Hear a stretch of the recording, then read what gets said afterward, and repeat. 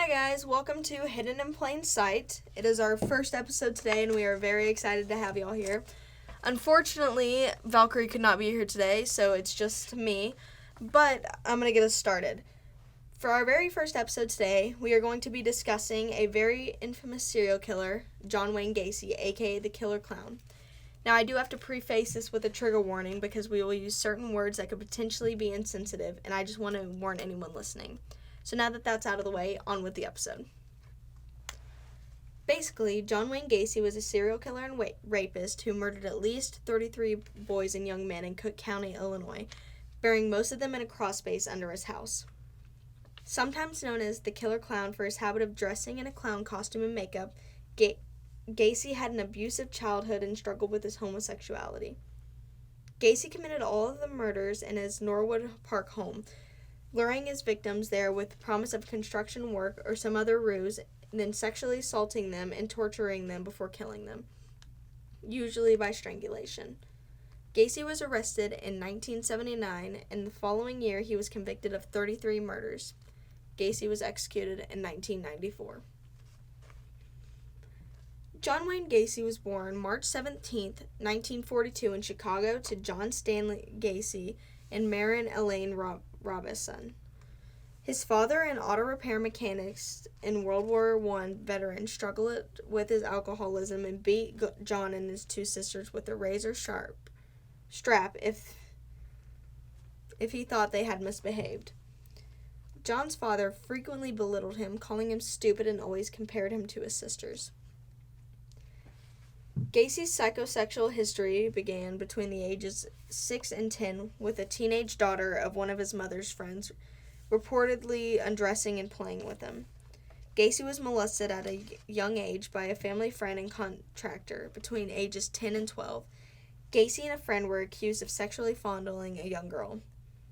Unfortunately, events like these are most often the root cause of behaviors that most serial killers have.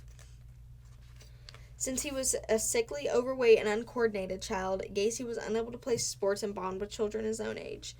He was often alone at school and unable to play with other children due to a congenital heart condition that was looked upon by his father as another failing. He experienced frequent seizures and blackouts as a teen and was regularly in and out of hospitals, though his father accused him of faking the condition for attention. It was during his teen years that Gacy realized he was attracted to men and experienced great confusion over his sexuality. Despite not graduating from high school, Gacy attended and graduated from the Northwestern Business College in Chicago, then worked as a salesman and manager at a shoe company. In 1964, he met and became engaged to Marilyn Myers, whose father owned 3 KFC restaurants in Waterloo, Iowa. Gacy relocated there to manage the restaurants, and he and Myers had 2 children together. Gacy became a self-made building contractor and a Democratic precinct captain in the Chicago suburbs in the 1970s.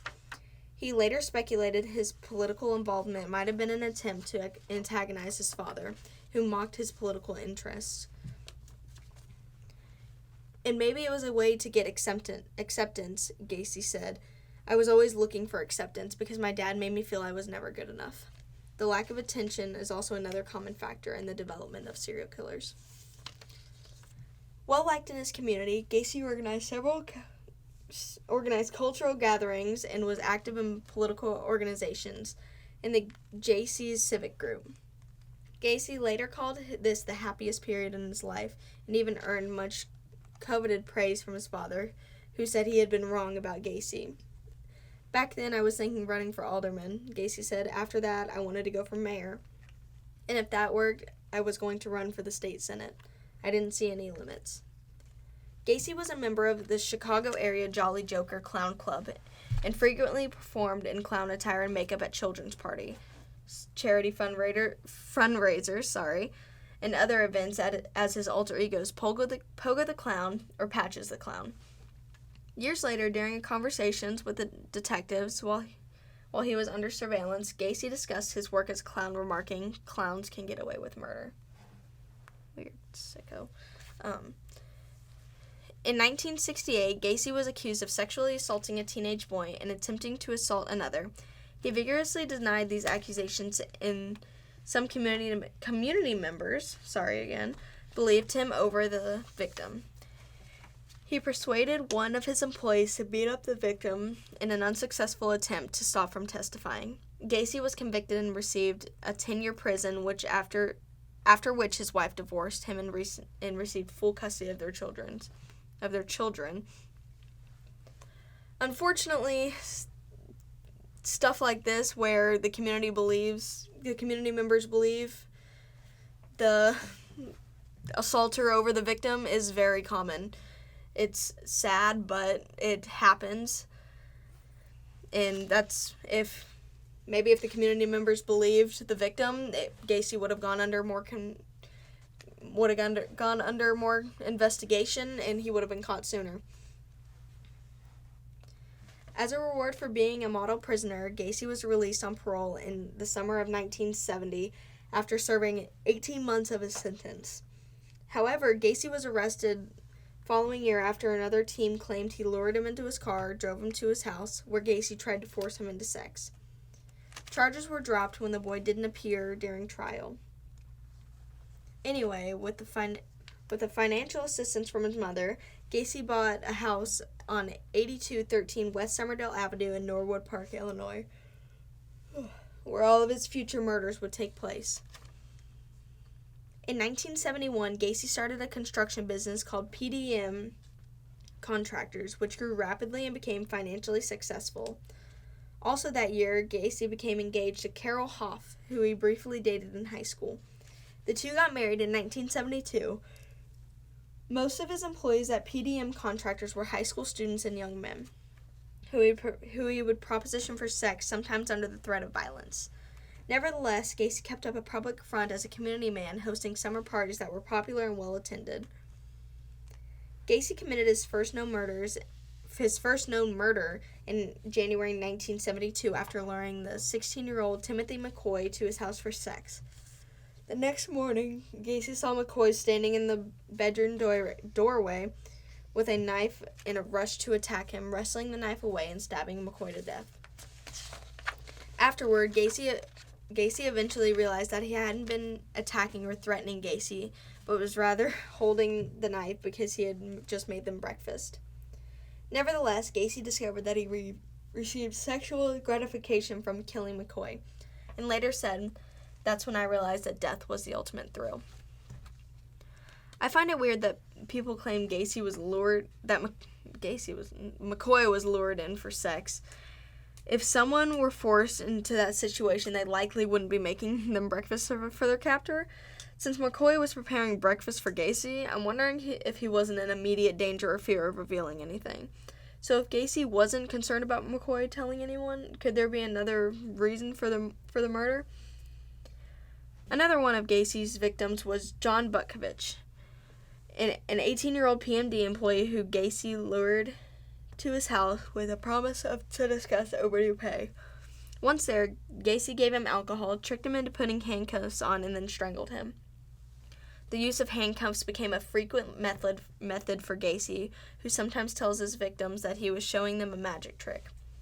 Butkovich's parents were suspicious of Gacy and called the police more than 100 times, urging them to investigate him further. It's crazy to me how long it took the police to find out that Gacy was killing people when there were so many people who called to investigate him. If they would have actually done their jobs, maybe he wouldn't have killed 33 people. By the middle of the 1970s, 2 more young men accused Gacy of rape, and he was questioned by the police about the disappearances of others. Gacy referred to this period of his life as the cruising years, when he committed most of his murders. Most of his victims were buried on the property, with several placed in a common grave underneath his crawl space. One of his victims, a 17-year-old PMD employee named Gregory Godzik, told his family that Gacy had earlier ordered him to dig the trenches in a crawl space at his home. Gacy later told police that he arranged this work to create space for graves. After Godzik went missing, his family contacted Gacy, who told them that Godzik had confided to Gacy that he had planned to run away from home. Gacy killed several more victims during this time period. One that he actually left alive was Robert Donnelly, a 19-year-old college student he abducted from a Chicago bus stop. After bringing him to his house, Gacy raped and tortured Donnelly, dunking his head repeatedly in the bathtub until he passed out, and performing fake executions with a gun loaded with blanks. Donnelly was in so much pain he begged Gacy to kill him, but Gacy let him go and warned him not to tell anybody. Donnelly reported him to police. However, when officers investigated Gacy, he said it was a consensual sex slavery encounter, and the police believed him. Gacy killed another victim 1 month later. And again, if the police would have just done their job and investigated Gacy instead of taking his word, maybe we would have caught him sooner and there wouldn't be so many boys dead. And by the time 1978 came around, Gacy's crawl space had no more space for bodies, and he started to dispose of his victims in the Des Plaines River from a bridge off Interstate 55. On December 11th, 1978, 15-year-old Robert Peist went missing after telling his mother he was going to meet Gacy to discuss a potential construction job.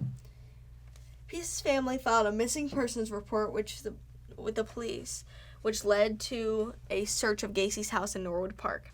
Authorities discovered several suspicious items there, including police badges, a pistol, hypodermic needles, pornographic films, and the items that they later learned that belonged to some of Gacy's victims. After a lengthy period of police surveillance and investigation, police discovered a receipt in Gacy's house that had belonged to Peist, contradicting Gacy's claim that he had no contact with Peist after the day he went missing.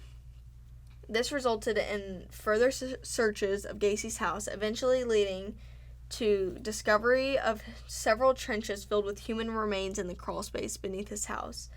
Gacy eventually confessed to killing about 30 people. In 1979, months after Gacy's arrest, his house in 8213 West Somerville Avenue in Norwood Park, Illinois, was dismantled in an effort to find more evidence. The following year, the house and all the structures on the property were demolished, and a new house was eventually built on the property. According to one worker involved in the demolition of Gacy's house, "If the devil's alive, he lived here." Gacy's trial began on February 6, 1980, with Gacy having confessed to the crimes. The arguments were focused on whether he could be declared insane, and instead of being put in prison, he could be placed in a state mental facility. Gacy spent hundreds of hours with doctors at Menard Correctional Center in Chester, Illinois.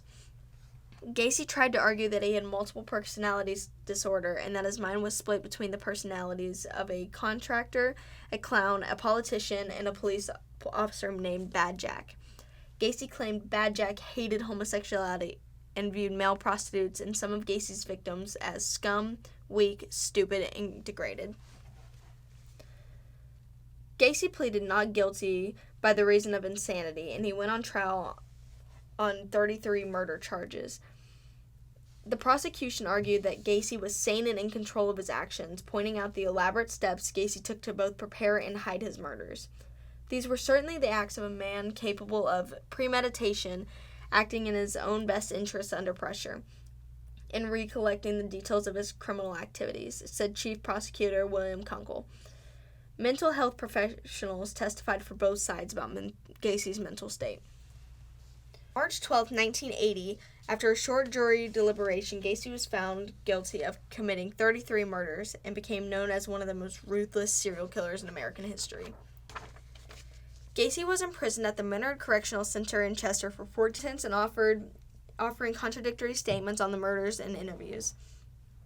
Although he had previously confessed, Gacy later denied being guilty of the charges and had a 900 telephone number set up with a 12-minute recorded statement declaring his innocence. I can't help but wonder about John Wayne Gacy's claims of having multiple personality disorder. While it doesn't change the fact that he murdered those boys and rightfully face serious charges, I find it intriguing that he initially confessed to the crimes and later declared his innocence. Was there any truth to his assertions about his mental state? While at Menard, Gacy took up studying the visual arts, especially painting. His paintings were shown to the public via an exhibition at a Chicago gallery. Many of his paintings depict Gacy as Pogo the Clown. In 2017, Mullock's Auctions in Shropshire, United Kingdom, auctioned off several of Gacy's artworks, as well as crime scene pictures from Gacy's trials. After the U.S. Supreme Court refused to hear Gacy's final appeal in October 1993, an execution date was set for May 10, 1994. At the Stateville Correctional Center in Crest Hill, Illinois. Before his death, Gacy said the victims' families would get no comfort from his death and accused the state of murdering him. His last words were reportedly, "Kiss my..." But the prosecutor tried the case and attended his execution and said Gacy didn't speak in his final moments. Gacy was executed by lethal injection. In the years since Gacy's arrest, there have been lingering concerns that Gacy might have been found responsible for the deaths of other bodies who have yet to be found. And when police uncovered human remains in Gacy's house in 1978, eight bodies couldn't be identified. In July 17th, Cook County authorities used DNA evidence to identify one of these victims as 16-year-old James Jimmy Byron Hackinson, who had been reported missing since 1976. In October 2021, DNA testing identified another one of Gacy's victims as 21-year-old Francis Wayne Alexander, who also disappeared in 1976. Rest in peace to all the victims. A 1992 television movie titled To Catch a Killer explored the efforts to find out what happened to the missing teenage boys who were later declared to be among Gacy's victims. The movie starred Brian Dennehy, Michael Riley, and Margaret Kidder. Denny, however you say that, Denny, who played Gacy, was nominated for an Emmy Award. According to Denny, Gacy wrote a letter to him from prison protesting his portrayal in the film and proclaiming his innocence. Netflix released Conversations with the Killer, the John Wayne Gacy tapes, on April 20th, 2022, featuring interviews with people to involve the case and archival audio footage from Gacy's incarceration. It is the second entry in Netflix's Conversations with the Killer documentary series, the first of which focused on serial killer Ted Bundy. Thank you for listening with us today. We will keep you updated on any upcoming episodes, and hopefully Valkyrie will be here with us for the next. I hope everyone stays safe out there, and you can give us if you want us to cover any specific serial killer, assaults, kidnappings, feel free to contact us. Feel free to contact us on our emails. Thank you.